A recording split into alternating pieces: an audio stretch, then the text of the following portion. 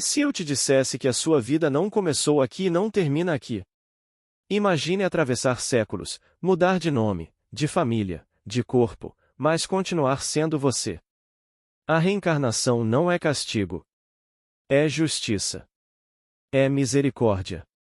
É oportunidade. Quantas dores que você não entende hoje, podem ser sementes plantadas ontem? E quantos reencontros inexplicáveis não são laços que atravessaram o tempo?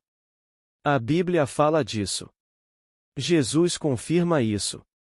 Mas muitos ainda fecham os olhos. Quando Cristo diz que João Batista é Elias que devia voltar, o que ele estava realmente revelando? Existe uma lógica espiritual por trás do sofrimento.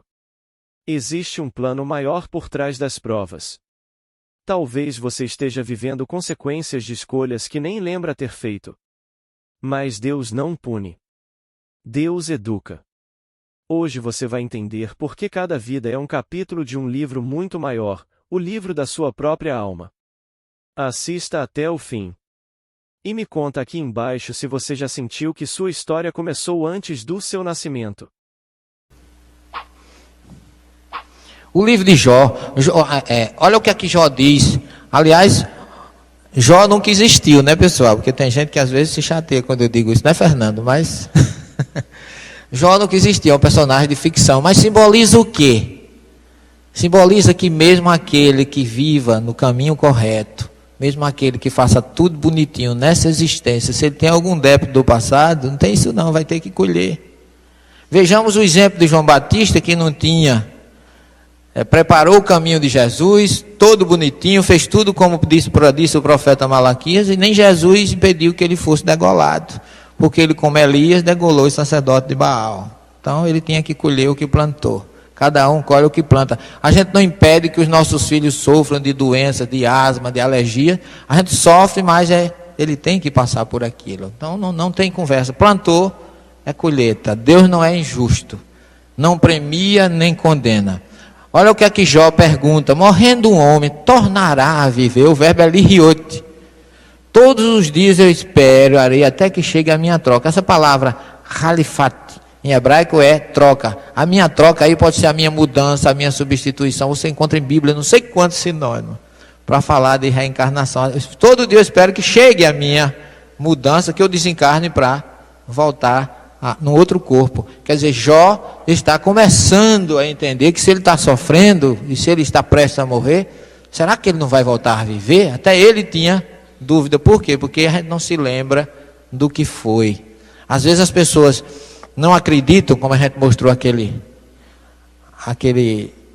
tape ali rapidamente, e só porque não se lembra do que foi, acha que não existe reencarnação. Eu já fiz eu não gosto muito de debate, mas de vez em quando a gente se topa, né, com algumas situações curiosas. E eu estava numa rádio e tinha um pastor, uma pastora, porque geralmente na rádio eles mandam 2 pastores, aí botam um espírita, ou meio espírita, se pudesse era meio, que é para ficar uma quantidade inferior. Mas aí eu fui e começa a se falar, vai, não vai, vem a reencarnação. Aí a mulher disse assim: reencarnação não existe. Por quê? Porque perguntaram a João Batista se ele era ali, ele disse que não. Ele disse que não, porque não se lembrava. Nós não nos lembramos de quem fomos. Mas também perguntaram, aí eu perguntei para ela: João Batista era profeta? Ele disse sim, mas perguntaram, ele também disse que não era. Quer dizer, quando é conveniente eu acredito, quando não, eu não acredito. Não é assim? Agora eu perguntei, agora me diga uma coisa: Jesus diz textualmente que João Batista é o Elias que devia voltar. Porque está lá em Malaquias, dizendo que ele ia mandar o profeta Elias. Jesus confirma que ele veio e preparou o seu caminho. Aí eu perguntei para ela, entre Jesus e João Batista, dizendo que não era Elias, eu fico com Jesus, a senhora fica com quem? Aí as pessoas só querem raciocinar de um lado só. É como se a Bíblia só tivesse páginas pares ou ímpares. Então eu pulo da pá, vou para aquela que me interessa e não leio. A Bíblia é para ser lida do Gênesis ao Apocalipse e tirar as suas conclusões. Tá certo? Pode passar mais um texto. Eu sei que meu defensor está vivo e que no fim sobre o pó se levantará. e em minha carne verei a Deus. Jó 19, 25. Olha, se levantará sobre o pó, como disse Daniel, Ezequiel e Isaías, e verá a Deus reencarnado, gente. Um corpo físico. Pode passar. É o anjinho dos 5 minutos, não, né? Morrendo o homem, tornará a viver. Não, aqui o último. Pergunta às gerações passadas. Olha aí, ó. E medita a experiência dos antepassados. Somos de ontem e não sabemos nada. Olha que o Jó concluindo que tudo que ele estava passando estava ontem, não era agora. Somos de ontem e não sabemos nada. Jó 8, 8 e 9. Pode passar, querido. Temos que dar uma corridinha. Os salmos, olha, gente. A palavra salmo em hebraico é terrilim. Terrilim significa canção, louvor. Os salmos é para ser cantados e não lidos. E aí, ó, o que é que o Salmos 16, 9 e 10 diz? Por isso meu coração se alegra, minhas entranhas exultam e minha carne repousa em segurança. Pois não abandonarás a minha alma no Sheol, nem deixarás que teu fiel veja a tumba. Então Davi tinha plena certeza que Deus não ia deixar ele abandonado no Sheol. O que já, por tabela, não é só esse salmo não, tem número, já mostra que o inferno não é eterno. Pode passar. O ensinamento de Deus é perfeito, promove o retorno do Espírito. Salmo 19, 8, não existe nenhuma tradução em português. Mas é exatamente isso que está no original. O retorno do Espírito é reencarnação. Pode passar, querido. O Salmo 23 é um salmo belíssimo. Mas a tradução desse salmo é uma graça. Quer ver? Todo mundo conhece esse salmo. Aquele que diz assim, o Senhor é meu pastor. Está vendo? A tradução está errada, mas vocês estão certos.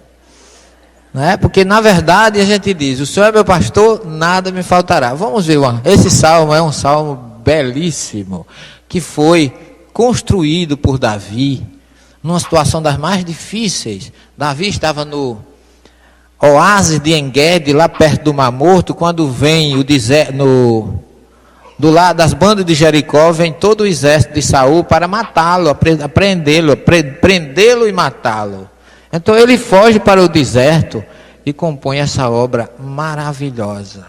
Porque ele senta, para trás não tem nada, para frente não tem nada, só o deserto, e para trás um exército. Alguém aqui já imaginou o que é o deserto? Tem nada, mas tem Deus. Todos os grandes acontecimentos espirituais do mundo começaram no deserto. O homem teve que fugir do que é material, ver a ausência total de tudo para poder entender que mesmo assim Deus está ali. E Davi dá esse exemplo nesse salmo, porque mesmo tendo um exército na retaguarda e nada na frente, ele olha para os céus, pega sua harpa e coloca assim, Yahvé Roi Lo Erissá. Esse aqui, ó. Deus é meu pastor, não me faltará. E nunca nada me faltará. Porque quando você diz nada me faltará, você está dizendo que Deus vai lhe prover de casa, comida, aluguel, 100 milhões por mês, aquelas coisas, tudo material. A gente coloca isso naturalmente, mas na verdade o termo original, esse verbo leracê em hebraico, significa sofrer falta. Colocado lo, não me faltará. É Deus que não me falta. Ou seja, como se Davi dissesse, o próprio Deus está aqui comigo, nessa amplidão dos desertos. É um salmo de esperança, é um salmo belíssimo, onde Davi mostra confiança plena de que não estamos sós, nem nas piores dificuldades da vida. E todo o salmo é belíssimo. Pode passar, eu traduzi alguns textos só para vocês verem que maravilha de texto. Yahvé Roi Lo Erissá, Yahvé meu pastor, não me faltará. E não digam mais, nada me faltará, porque não está correto. Tá certo? Pode passar o seguinte. Aí ele diz assim, olha outra frase que ele diz assim. Para as águas tranquilas me conduzirá, porque todos os verbos desse salmo é no futuro. Porque as coisas que Davi diz ainda ia acontecer, é um salmo profético. A gente diz, para as águas tranquilas me conduz, não, o verbo está colocado aqui, o verbo no futuro, Olha, ó. Ine haleni, me conduzirá. E não me conduz. E aí ele coloca, nafishi ishveve, minha alma, fazendo minha alma retornar. Para as águas tranquilas me conduz, fazendo minha alma retornar. Para as águas tranquilas do líquido amniótico, que é onde começa a vida. A vida é água. 99% da célula reprodutora é água. Nós viemos da água. A primeira criação do mundo é água. Todo mundo diz assim, no princípio fez Deus os céus e a terra. Errado. No princípio criou Deus as águas e a terra. A primeira criação do universo foi a água. Da água que veio tudo. Então, para as águas tranquilas, tem lugar mais protegido para a criança do que o útero materno? Não tem. E aí que Jesus fala para Nicodemos, o que é nascido da carne é carne, o que é nascido do espírito é espírito. Aquele que não renascer através da água e do espírito. Então, está aí no Salmo 23, que Davi já falava. E ele diz assim, ainda, olha a esperança, ainda que eu atravesse o vale da sombra da morte, nada temerei, porque tu estarás comigo. Teu bastão e teu cajado serão a minha proteção. Certamente, aí vem uma frase muito interessante, que ele conclui o Salmo, diz assim, certamente que bondade e benevolência me seguirão todos os dias das minhas vidas, e não da minha vida, como todo mundo traduz. Então, a Bíblia é um repositório de vidas sucessivas em quase todos os seus livros. Não é uma criação agora do Novo Testamento, nem do próprio Kardec, mas lá no original. Está cheio. Pode passar. Veja essa. Olha aí, ó. Tove certamente bondade, ve hesed, justiça, benevolência, me seguirão, kol imei raiai. Olha o verbo aqui de novo, o verbo reviver. Certamente bondade e benevolência todos os dias das minhas vidas, e habitarei na casa do Senhor por longos anos. Então, está repleto de passagens que provam e comprovam as vidas sucessivas. Pode passar, querido, por favor.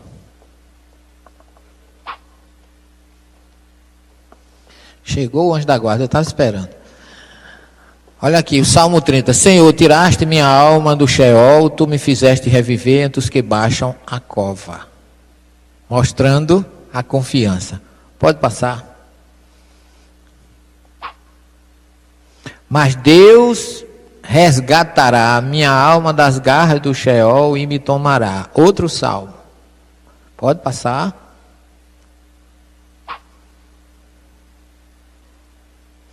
Fizeste-me ver tantas angústias e males, tu voltarás a dar-me vidas, voltarás para tirar-me dos abismos da terra. Salmo 71, 20. Pode passar. Ficarás irado conosco para sempre, de geração em geração, por acaso não voltarás a nos dar vidas? E o teu povo se alegrará em ti. Mostra-me teu amor, ó Deus, e concede-nos tua salvação. Salmo 85. Eu te agradeço de todo o meu coração, Senhor meu Deus, é grande teu amor para comigo, tiraste-me das profundezas do Sheol. Salmo 86, 12. Geração vai, geração vem, a terra permanece a mesma. Eclesiástico 1:4. A gente já comentou rapidamente. Pode passar, querido, que a gente não tem muito tempo. Eis que enviarei o profeta Elias antes que venha o grande e temível dia do Senhor. Malaquias 3:23 ou 4:5 em algumas bíblias. Ou seja, o profeta está falando que ia mandar Elias, mas Elias viveu lá no tempo dos reis. 750 anos antes de Jesus, antes de Cristo.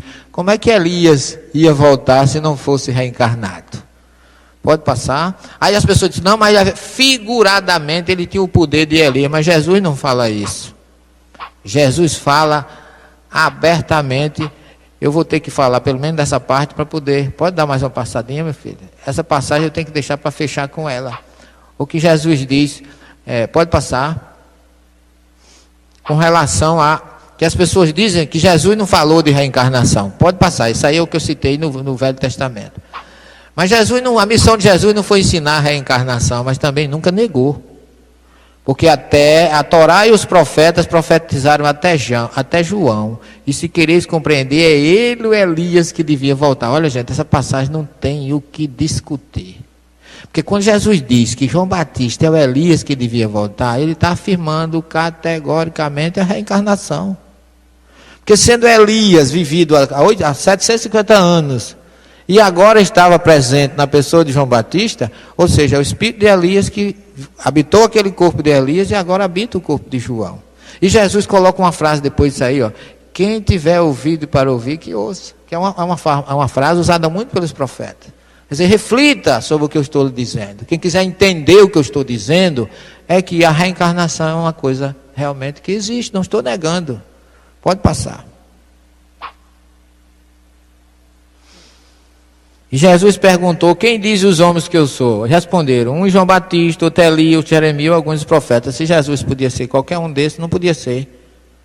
Sem estar reencarnado. É lógico que a gente sabe que não era. Mas pela pergunta das pessoas, significa que Jesus era aceito, ou que as pessoas aceitavam naturalmente naquela época, o princípio do guigu, né, chamote, que é um princípio judaico, e que Jesus ignora, que Nicodemos não entenda quando ele fala sobre isso a ele. Pode passar. Ainda no Novo Testamento. Eu vos declaro que Elias já veio e não reconheceram. Antes fizeram tudo o que quiseram. Então compreenderam os discípulos que era João Batista que ele falava. Acho que está mais do que claro que Jesus, mesmo de uma forma, vamos chamar, para não dizer que estamos puxando a brasa para a nossa sardinha indireta, ele prega, ele fala de reencarnação. Então, nessas nossas pesquisas, existem, na nossa obra, analisando as traduções bíblicas, tem todo o Velho e o Novo Testamento buscado nesse sentido. Nós não estamos querendo defender a princípio, ela não precisa de defesa. Kardec, o Espírito da Verdade, a doutrina é a doutrina dos Espíritos e não dos homens. Portanto, ela queria com os homens, com os homens, tratar dos homens. No entanto, nós trazemos uma resposta fácil à científica, porque eu estou falando aqui mais como pesquisador do que como espírita. Eu também sou pesquisador do centro aqui. Oriento e tese, mestrado, doutorado, pesquisa. E agora no curso de Ciências da Religião, esse curso tem uma versão tão boa que está sendo criado no mestrado e doutorado. Já vamos iniciar a segunda turma de especialização agora, em agosto, e mestrado e doutorado, estamos aguardando a resposta do MEC. É o primeiro e único do Brasil. Aqueles que acreditarem na reencarnação, olha, tudo bem. Quem não quiser acreditar, também a gente não vai se preocupar.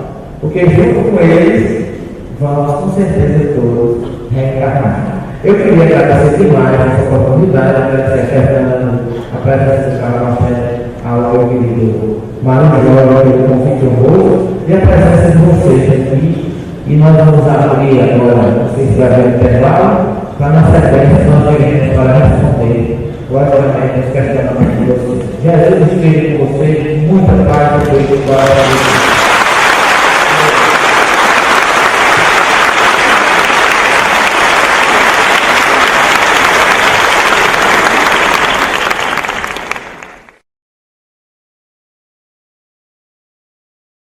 Meu querido irmão Celestino, prazer imenso estar com você. Um prazer imenso viver esse momento com você. Pergunta primeira. Como interpretar Paulo escrevendo aos Hebreus, dizendo que ao homem é dado viver uma única vez? Essa pergunta é uma pergunta muito interessante, que as pessoas, ao fazerem esta pergunta, tem dúvida de que Paulo está negando a reencarnação. Ou tem dúvida ou quer afirmar. No entanto, esta informação de Paulo aos Hebreus 9:27 não nega absolutamente a reencarnação. Primeiro porque Paulo não disse que está fadado ao homem nascer uma só vez. Ele fala morrer uma só vez e não nascer. Porque Jesus fala que a gente precisa nascer de novo. e Paulo não seria contrário a essa informação de Jesus.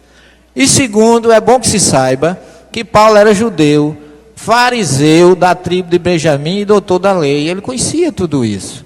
E é bom que também lembre-se que Paulo diz assim, todo mundo fala que ele cita que é dado morrer uma só vez. Mas ninguém complementa de que ele disse, morre-se uma vez e segue seu juízo. Ele não disse que ficava dormindo, esperando a ressurreição, não. Morre-se uma vez e em seguida segue-se o juízo. Ou seja, este corpo humano que nós temos, cada um de vocês tem, e eu tenho, esse baixinho aqui, de CPF 805, 139, 308/25, só morre uma vez. Agora, não significa que o espírito não nasça no outro corpo. Esse corpo, sim, está fadado a morrer uma só vez. O espírito não, vai renascer quantas vezes seja necessário. Isso não está absolutamente negando. E a cada morte, veja que Paulo completa, segue um julgamento. E segue-se o juízo, porque a cada morte é um balanço e a gente vai recomeçar de acordo com o que fez ou com o que deixou de fazer. Não há absolutamente nenhuma negação de Paulo nessa passagem de Hebreus 9:27. Nós chegamos aqui simples e ignorantes. É correto pagarmos dívidas que não sabíamos que estávamos praticando? Gente, a gente já não começa com débito, não. Simplicidade. Ignorância não significa ignorante é mal, não. Ignorante significa desconhecedor da maioria das coisas. O conhecimento é que liberta. Então nós somos criados simples e sem conhecimento, porque ignorância aí não é sinônimo de maldade, porque a gente acha que ignorância já é maldade. Não. Nós começamos do zero. Agora vamos galgando de acordo com o nosso comportamento as esferas superiores, através do conhecimento. Você observa lá no Gênesis, diz assim, que Adão e Eva viviam no paraíso, estavam nus e não sabiam que estavam nus. Depois que eles conheceram, porque aí o verbo ladat, em hebraico significa conhecer, trocar experiência, aí eles conheceram, depois que comeram do fruto do conhecimento do bem e do mal, aí o livro diz assim, e eles viram, só que o verbo traduzir ver aí, não é o verbo ver, é o verbo ladat, e eles conheceram, ou souberam que estavam nus, porque eles já estavam nus antes e não tinham consciência disso, só depois do conhecimento é que aprenderam o que era certo e o que era errado. Quer dizer, até comer do fruto eles estavam nus e não conheciam que estavam nus, não sabiam. Agora depois do conhecimento souberam discernir o que é certo e o que é errado, como o próprio Gênesis no capítulo 4 diz, Adão conheceu e Eva conheceu Eva e ela concebeu e deu à luz um filho, o que significa que um homem, para se ligar a uma mulher, tem que ter conhecimento, tem que haver uma interpenetração espiritual. Ô Severino, essa primeira experiência dá-se no mundo de expiação e provas ou no mundo primitivo? Não importa. Pode ser no mundo de expiação e provas? Pode ser em qualquer mundo. A primeira vivência? É a primeira, porque quando você sai daqui, o conhecimento desse mundo para o outro vai ser inferior. Digo no começo do primórdio da criação. Na criação, o homem era simples e ignorante. Adão e Eva é um símbolo disso. Isso continua acontecendo? Ainda hoje. Porque Deus continua criando espíritos, segundo o livro dos Espíritos. E essas vivências dá-se logo aqui ou em planeta primitivo? Segundo Kardec, ainda tem planeta mais inferior do que a Terra. Okay? Então, para quem perguntou, o processo de vivência dá-se mais lá no universo do mundo primitivo, não é isso? No mundo primitivo. Okay. E aí, gente, precisamos do conhecimento.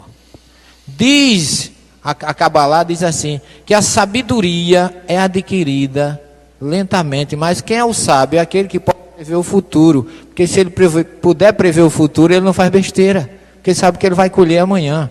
E o que é o conhecimento? Ele passa por 5 etapas: ouvir, calar, assimilar, praticar e ensinar. A gente ensinar é o último. Jesus ensinava depois de já ter mostrado como se fazia. Então ali existia sabedoria. A gente quase sempre nem quer ouvir e nem quer calar. As mulheres muito mais, né? As mulheres não gostam. Essa é uma passagem muito difícil para as mulheres, que ouvir e calar é terrível. Então, ouvir e calar, assimilar, praticar e ensinar. Essas são as 5 etapas para a gente atingir a elevação espiritual. Muito bem.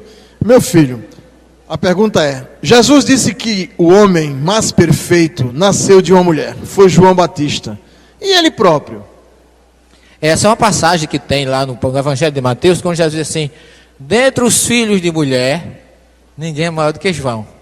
E aí eu digo a vocês, muita gente não entende, Jesus não era filho de mulher, claro que era. Mas aí é que aquilo que eu falei no início da nossa palestra, que a gente só vai entender Jesus quando for o judaísmo. Porque para o judeu, o verdadeiro judeu é o filho de mulher e não o filho de homem. Quem dá a patrialidade ou a nacionalidade a um judeu é a mãe, o que significa, se um homem judeu casar com uma mulher não judia, os filhos deles não são judeus.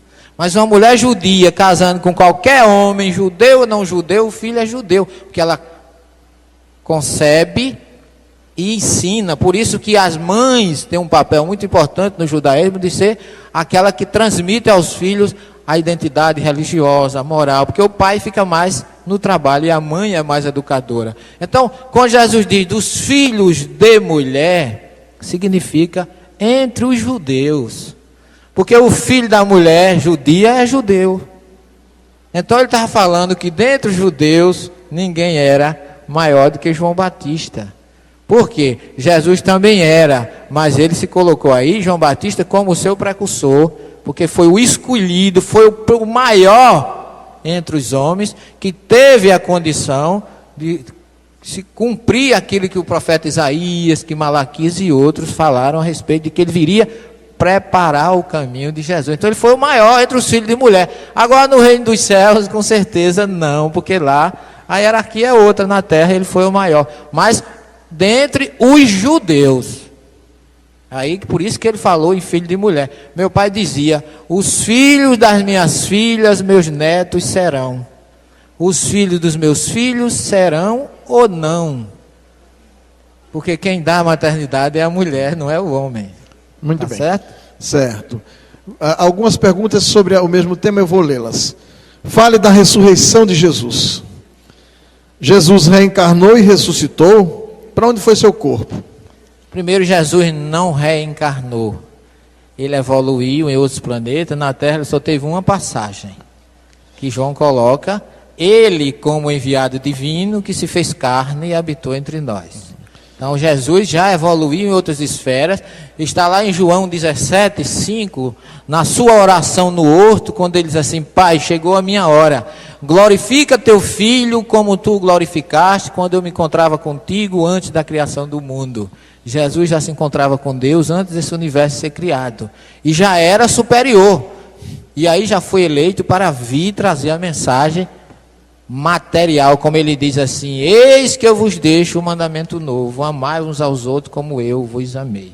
A ressurreição de Jesus foi, como nós sabemos, perispiritual e não material. Kardec fala na Gênesis que se Jesus teve um corpo fluídico foi depois da ressurreição, ou seja, o que foi visto de Jesus foi o corpo perispiritual, trazendo para nós a grande mensagem de que a vida não termina para a morte, com a morte, e que ele, morrendo numa cruz fisicamente, imortalizou-se espiritualmente após a sua ressurreição.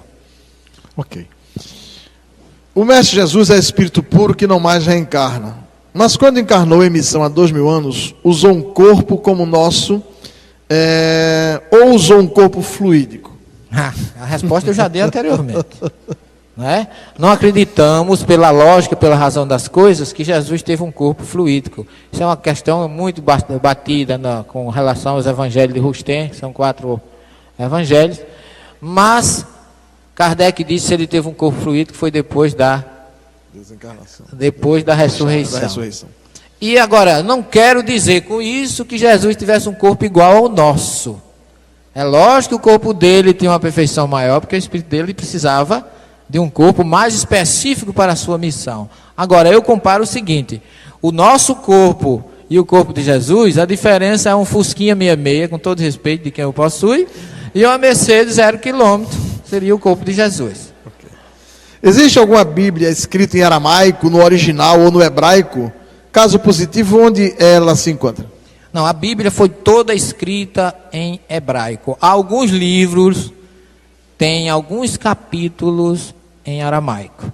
E os evangelhos, como o evangelho de Marcos foi escrito para os goim, ou gentios, ou o povo de uma maneira geral, ele foi escrito em aramaico. O evangelho de Mateus em hebraico, porque era para os judeus convertidos ao cristianismo, aquele povo que Mateus queria que entendesse Jesus como o Messias. Daí a genealogia que ele começa para provar que Jesus tinha uma origem, porque o judeu valoriza muito a questão da família. Por isso que Mateus começa: Abraão gerou Isaac, Isaac gerou a Jacó, Jacó gerou a Judá, e de uma forma machista, só tem homem gerando homem, já notaram, não tem mulher não.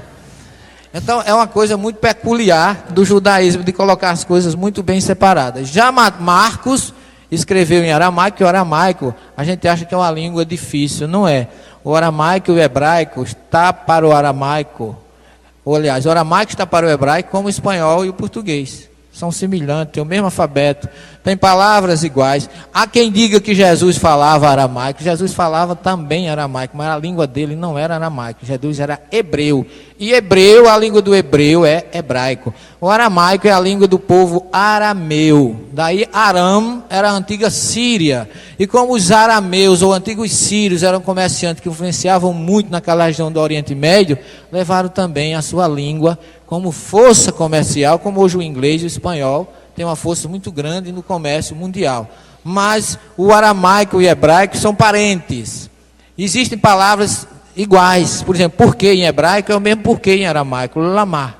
Por quê? E aí Marcos escreve Elohim, Elohim, lama sabachthani em aramaico, e Mateus escreve Eli, Eli, olha aí, Elohim aramaico, Eli hebraico. Elohim, Elohim, Eli, Eli. Lama, porque tanto faz hebraico como aramaico. Sabachthani, aramaico. Asvatani, hebraico. Então, são línguas que o som conta muito nessas línguas. Portanto, cada um tendo um objetivo, mas o aramaico só influenciou muito pouco. Agora, a tradução do Gênesis, o chamado Onkelos, é uma tradução do Gênesis, da Torá, do hebraico para o aramaico. Mas é outra conversa.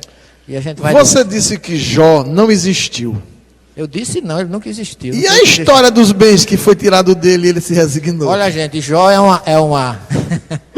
uma parábola. A vida de Jó é uma parábola, uma comparação entre um ser justo. Aquilo é um livro de consolação para nós. A gente vê tanta gente que sofre, uma família muito boa, a pessoa é arrimo de família, sustenta pai, mãe, irmão, e é injustiçado. E sofre, tem doenças limitantes, e a gente pergunta, a pessoa tão boa, sofre. Jó é o símbolo do justo, que nesta encarnação não tinha defeito, e no entanto está pagando. Aquilo é um símbolo para nós entendermos que a gente, mesmo vivendo bem agora, a gente tem conta atrasada lá no fundo da gaveta que tem que pagar. E o cobrador vem buscar, não é porque você mora na rua tal que o banco não acha o seu endereço para cobrar o seu débito.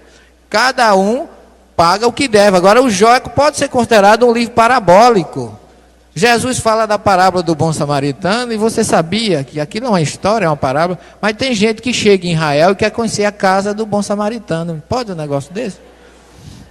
Só porque tem na parábola que levou para uma hospedaria e disse assim, paga, dá, e o cara quer conhecer a hospedaria que o samaritano deixou o homem que estava na estrada. A gente sabe que é uma parábola. Jó é a mesma coisa. Os bens dele foram tirados, simbolicamente os nossos também podem ser tirados.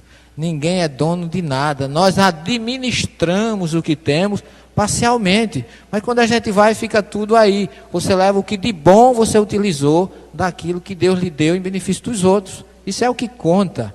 Como bem diz a sabedoria popular, mortalha não tem bolso, caixão não tem gaveta.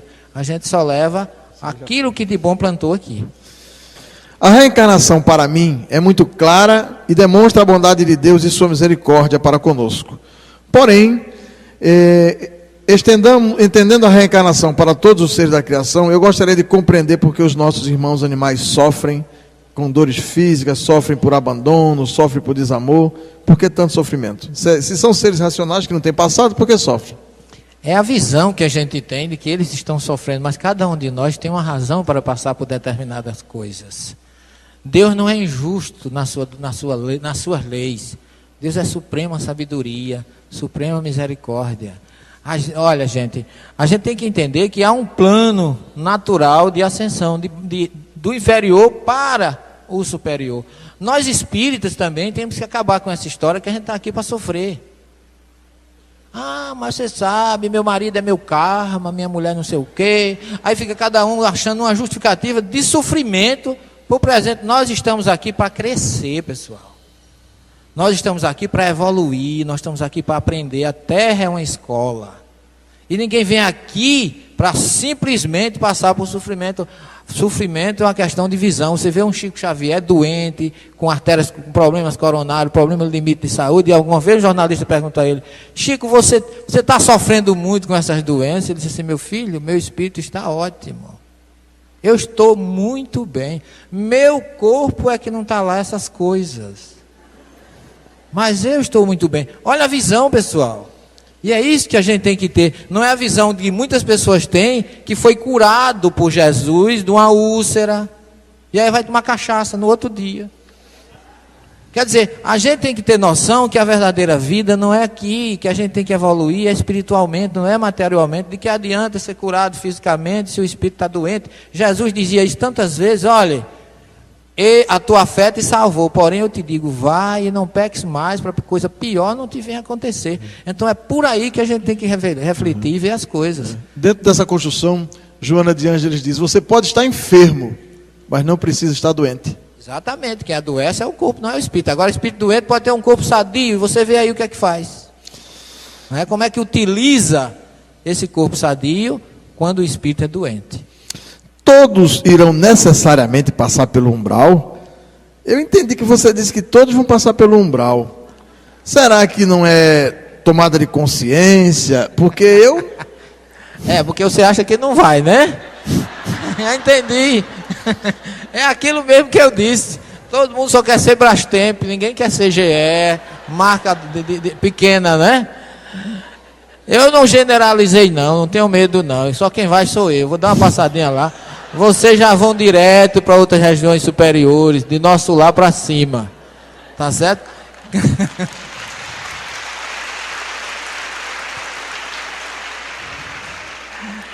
Cada um conhece a si mesmo. Não é? Cada um sabe da sua consciência. Nós temos um grupo mediúnico que às vezes as pessoas chegam assim e dizem assim: mas Celestino, eu não sei porque é que o senhor recebe espírito sofredor. Por que será? Eu digo, você sabe mais do que eu. Porque Kardec diz que nós somos fruto das nossas emanações mentais, não é isso? Então nós temos antenas. A gente sintoniza com o bem ou com o mal. E ainda diz mais, que a sintonia com os espíritos superiores é que faz com que os inferiores se afastem. Então isso aqui é chamada autodesobsessão. Aí você acorda, briga com a mulher, discute com o vizinho, quer esganar o chefe de trabalho, chega em casa, bate no cachorro, mata o papagaio e quer ir para o centro receber Bezerra de Menezes e Joana de Ângeles. Não tem como, gente. Cada um está de acordo com a sua sintonia. Agora, pelo visto e pela pergunta, ninguém aqui tem sintonia que vá passar no umbral. Graças a Deus. Como num vaso tão pequeno cabe tanto conhecimento.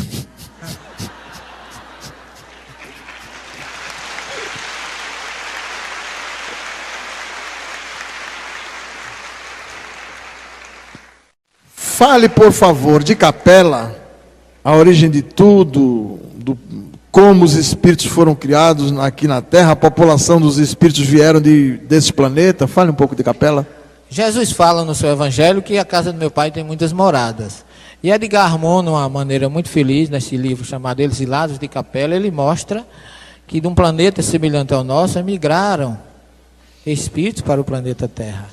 E que aqui eles fizeram várias construções que ainda hoje ninguém conhece muito bem, porque a sabedoria desses espíritos, pela arquitetura, pela maneira engenhosa com que eles trabalharam, como as pirâmides, as estátuas da Ilha de Páscoa e outros segredos que até hoje muitas arquiteturas e ciências não conseguem descobrir. Só que esses espíritos vieram, e aí, segundo Edgar Morin, eles são aqueles que sentem a saudade do paraíso perdido, porque eles estavam com saudade de Capela e não da terra. E aí ele diz que aí vem a questão da raça adâmica, que o povo hebreu teria vindo de lá e que depois esses espíritos já retornaram e não se encontram mais aqui. E segundo ainda uma outra obra, que eu não me recordo o nome agora, diz que a cada 6 milhões de anos uma civilização nova vem ao planeta, deixa uma cultura e vai embora. Porque eles são evoluídos intelectualmente, porém moralmente lá embaixo. É o que está acontecendo com a Terra agora. A evolução tecnológica, o celular, o telefone, a intelectualidade, a internet e tudo, é uma evolução fantástica, mas moralmente nós estamos um pouquinho caídos.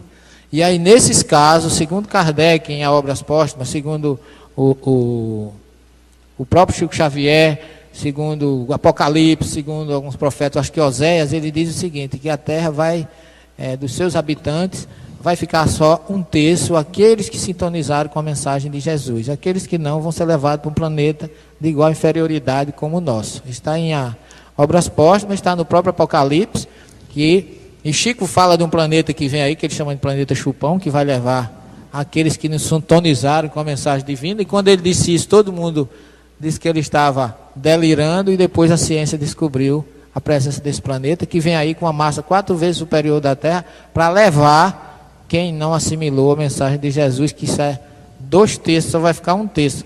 E como a Terra tem 6 bilhões e meio de habitantes, a gente começa a achar que vai 2 bilhões e meio, só que a gente não é bem assim. A atmosfera do planeta, a população espiritual chega a 32 bilhões. Então é 1/3 desses 32 bilhões. Se for desencarnado, a gente já dançou, que é 10 bilhões, a gente não está no meio. Mas vamos dizer que a gente tem uma chance, uma oportunidade. Não vai ser para todos. Portanto, aqueles que ainda não vivem a mensagem crística como deveria, tenha cuidado que o planeta vem aí. Ainda nessa pergunta, ele quer saber se de outros planetas, de outra parte do universo veio para a Terra espíritos, ou só de Capela. Não, eu não tenho nenhuma informação científica que possa dizer isso. Só que eu não acho impossível, que tenha vindo espírito de outros planetas. Não acho, porque a gente viu lá na obra, no livro de Kardec, fala que há migração e troca de espírito de um planeta para outro, sem nenhum problema, sem nenhuma dificuldade. Pode vir até estagiar. Agora com a gente aqui eu acho difícil. Quem é que vai aprender alguma coisa com a gente aqui, né? Acho essa pergunta interessante. Vem sempre em caridade, trazer alguma coisa, né? Como o Chico, como a Madre Teresa, né? O Jesus e outros espíritos missionários que vêm por amor a gente, Bezerra de Menezes, tudo bem. Mas para aprender com a gente só se for outras coisas. Acho essa pergunta interessante porque a gente pode trabalhar ela muito na casa espírita, com relação à reencarnação. Pergunta ao amigo, o irmão, gostaria que explicasse o motivo pelo qual, na Índia, que acreditam em reencarnação, entretanto, fazem discriminação entre si através de sistema de castas. Conhecer reencarnação em si, fica faltando um conteúdo moral.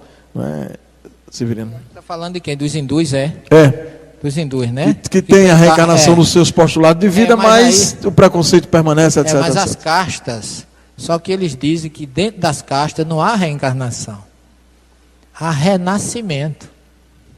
Veja bem, só para os outros, as inferiores, é que há essa necessidade. Então, há uma separação dentro disso, e que eles, como o hindu, ele acredita na metempsicose, ele acha que também o espírito inferiorizado pode voltar a animar um corpo do animal, desde que não seja nas castas, tá certo? Fora das castas, porque aí é uma separação.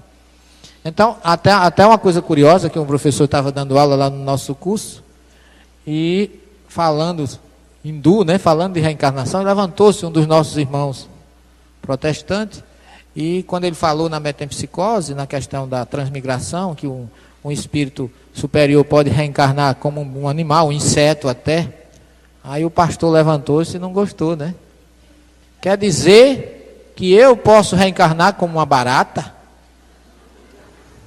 E o professor calmamente olhou para ele e disse assim, meu filho, os que pensam como barata, voltam como barata.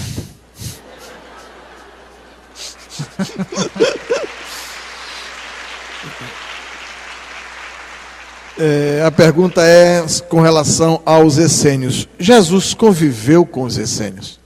Olha, na época de Jesus tinham muitas seitas consideradas judaicas, as mais ortodoxas e as menos, né? Tinha os saduceus, os fariseus, os samaritanos, os publicanos, aliás. E os essênios foram considerados os primeiros terapeutas do mundo. E os manuscritos agora descobertos lá nas cavernas de Qumran, lá às margens do Mar Morto, trouxe muitas revelações interessantes com relação com passagem até que existe no Sermão do Monte, lá nos tratados de Qumran.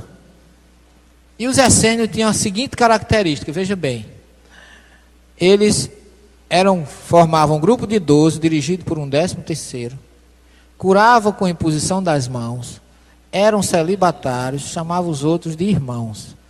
Eu não digo que Jesus precisasse aprender com os essênios, mas ele pode ter adotado essa prática que ele tanto fazia, curava com as mãos, tinha um grupo de 12, dividido por um 13º, e curava com a imposição das mãos e era celibatário. João Batista, sim, é afirmado que ele era essênio, vivia no campo, comia caranguejo, gafanhoto, lá não tinha caranguejo, gafanhoto e mel silvestre. Mas Jesus não, Jesus já veio pronto, já veio com conhecimento superior, ele pode ter adotado esta prática essênia, mas não que ele seja considerado essênio. Se a Terra é um planeta de provas e expiações, e aqui só virão espíritos sofredores e rebeldes, e os bons irão para outros planetas, como é que o planeta chegará a ser de regeneração? Olha, consideremos um seguinte exemplo. Suponhamos que aqui é um presídio, tá certo?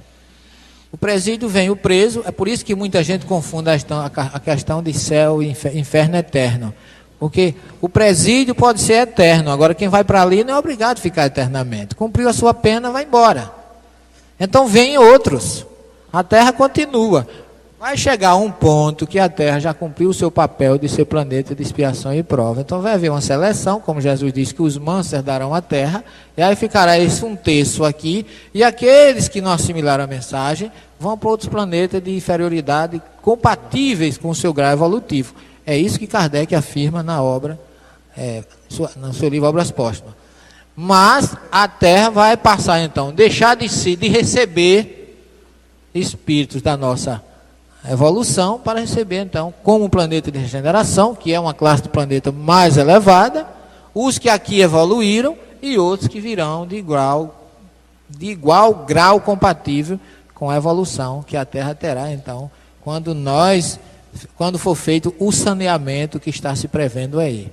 E diz que está próximo. Agora, próximo para a espiritualidade não é uma semana nem 15 dias, a gente sabe disso. Mas diz que a Terra já está num estado febril e que determinados espíritos já não podem mais reencarnar aqui, porque não vai dar tempo. Então, de forma que a gente vá se preparando, fazendo suas bagagens aí para a viagem. Como é que você entende a construção de personalidade e individualidade? Como é que essa pergunta é minha? Isso é bom para um psicólogo responder, porque ele vai falar no id, no ego, no superego, né, comportamento espiritual, comportamento, né, porque individualidade todo mundo tem, personalidade eu acho que é o comportamento mais fenótipo, e individualidade genótipo, mas isso aí eu acho que o psicólogo daria uma melhorada nisso aí. Eu vejo que o comportamento de personalidade é aquilo que você exibe no seu comportamento diário, na sua convivência. E independente disso, você tem uma individualidade que muitas vezes ela nem você exterioriza. Eu estou te falando essa construção por causa de algumas passagens da Bíblia e pergunto assim, será que quando em alguns momentos se fala ele, não se está falando da personalidade, não é ele que voltará? Para entender melhor essas construções?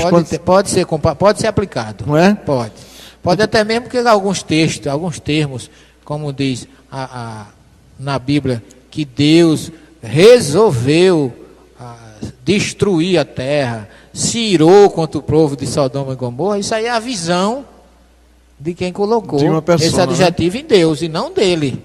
Não é porque se você visse alguém que fosse escrever agora sobre o que aconteceu lá, aquela tsunami que houve aí, como é que alguém iria dizer?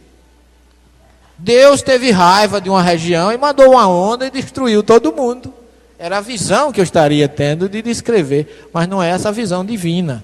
A terra precisa passar por acomodações, porque senão a sua pressão é tão forte que ela poderá explodir. De vez em quando precisa de um suspirozinho para liberar alguns gases, algumas energias, e a espiritualidade faz isso com muita propriedade. Ficou muito pouca coisa. Eu estava preocupado com esse tempo, mas acho que 90% das perguntas a gente conseguiu contemplar. Eu queria só já fazer algumas considerações. Primeiro, que nós estamos com as nossas duas obras aí, analisando as traduções bíblicas e o Sermão do Monte, e que nós estaremos autografando quem quiser no final. Quem adquirir essas obras estará ajudando as obras sociais do Núcleo Espírita Bom Samaritano, na cidade de João Pessoa, nossa casa Mater, que nós doamos essas obras para a instituição de caridade. E, em segundo lugar, para encerrar, eu acho que já são as minhas... Não saiam, nós temos algo muito importante no final, não saiam. Eu queria só fazer uma colocação aqui, que a reencarnação foi a melhor coisa que eu conheci na minha vida. Eu vim de uma família católica, e a própria igreja, onde eu militei, no Seminário Arquidiocesano da Paraíba, não aceitava a reencarnação. E quando eu conheci a doutrina espírita pela dor, uma pessoa chamada Maria Helena Sobral Crispim, foi quem primeiro me deu a mão, num momento muito difícil. E essa senhora, eu a tive durante o tempo que convivi com ela, como fosse minha mãe. Ela fundou o Núcleo Espírita Bom Samaritano, que nós hoje somos presidentes, estamos presidentes, até quando Deus quiser, eu não sei. E uma coisa muito interessante, eu sempre achei uma afinidade muito grande entre eu e ela, porque ela tinha 8 filhos, e os filhos não conviviam praticamente com ela. Quem levava ela para o médico era eu, quem passeava com ela era eu. Até às vezes eu achava que os filhos, meus cunhados, ficavam, ele nunca dizia, mas eu sentia que eles ficavam enciumados. E aí um dia eu comecei quando ela desencarnou, até então eu não sabia, ela teve um filho. Eu nasci em 1949, ela teve um filho em 1942, que desencarnou com 6 meses. E curiosamente, esse filho dela, depois que ela viajou para o outro lado, ela me revelou que fui eu. Daí a afinidade, que eu voltei. Agora, apressadinho. Hein? Apressadinho. 7 anos depois, voltei como filho dela. Agora não ficou só por aí. Porque eu casei com a filha dela, que era minha irmã. Mas é um incesto no bom sentido. Que é a questão, né? Porque eu voltei para a mesma família e ainda casei com a minha irmã, que veio depois de mim. Quer dizer, é uma coisa curiosa. Só que eu fui nascer, eu me lembro de uns versos de Caetano Chico Buarque. Deus é um cara gozador, adora brincadeira. Pois para me jogar no mundo, tinha o mundo inteiro. Mas achou muito engraçado me botar cabreiro. Na barriga da miséria, nasci brasileiro, eu sou do Rio de Janeiro. Então Deus escolhe os lugares para a gente. Ele escolheu nascer no interior da Paraíba, na cidade de Lagoa Grande, mas me devolveu a minha família original, onde eu estou já há 26 anos de casado, com a minha esposa, que está aqui presente, e que eu não digo que as pessoas dizem que a gente não deve dizer que é alma gêmea, né? Que não existe alma gêmea, mas a Globo está dizendo que existe, aí eu já posso, né? Que a Globo é toda poderosa. E eu prefiro de chamar de alma gêmea do que alma que geme ou algema, porque muita gente chama assim, né? Então eu queria, de público, homenagear a minha esposa que está aqui, porque sempre que eu viajo, ela está comigo. Tudo pé, meu filho. Ela não gosta, não.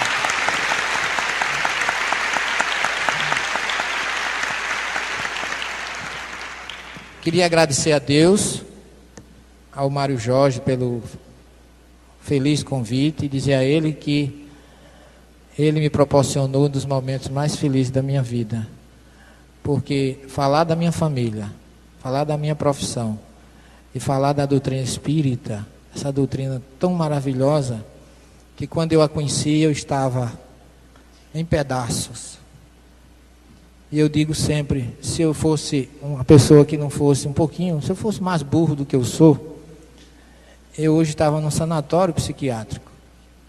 E eu aceitei o Espiritismo pela dor. Graças a Deus que eu aceitei pela dor. Porque se não fosse a maravilha, esse oásis espiritual que envolveu família, a Dona Helena, minha mãe espiritual e material, eu não sei quem eu seria hoje. E minha vida é muito cheia, graças a Deus. Eu estou descobrindo que não dá tempo da gente pensar em besteira nem de adoecer, porque você não tem, quando tem tempo demais, você fica arrumando coisas que não existem. E graças ao Espiritismo, graças a Deus, quem enviou Jesus, quem enviou Kardec, quem enviou Carlos Bachelet, quem enviou Mário Jorge, quem enviou vocês, quem enviou minha família, é que eu estou aqui. Deus esteja com vocês. Muito obrigado e até uma próxima oportunidade. A reencarnação é a maior prova da bondade de Deus. Porque se houvesse apenas uma vida, onde estaria a justiça? Como explicar diferenças tão profundas? Uns nascem em berço de ouro, outros na dor. Uns partem cedo, outros vivem longamente. A vida única não explica. A reencarnação explica. Cada retorno é uma nova chance. Cada dor é uma lapidação. Cada escolha é uma construção para o próximo capítulo. A Terra passa por um processo de seleção espiritual. Não é ameaça. É consequência vibratória. Você vai para onde sua consciência permitir. O ciclo não é punição. É a oportunidade. Se hoje fosse seu último dia, você estaria preparado para o próximo? Se essa mensagem tocou sua alma, compartilhe com alguém que precisa entender que a vida não termina na morte. Deixe nos comentários qual lição você sente que precisa aprender nesta existência. E se inscreva para continuar nessa jornada de despertar espiritual.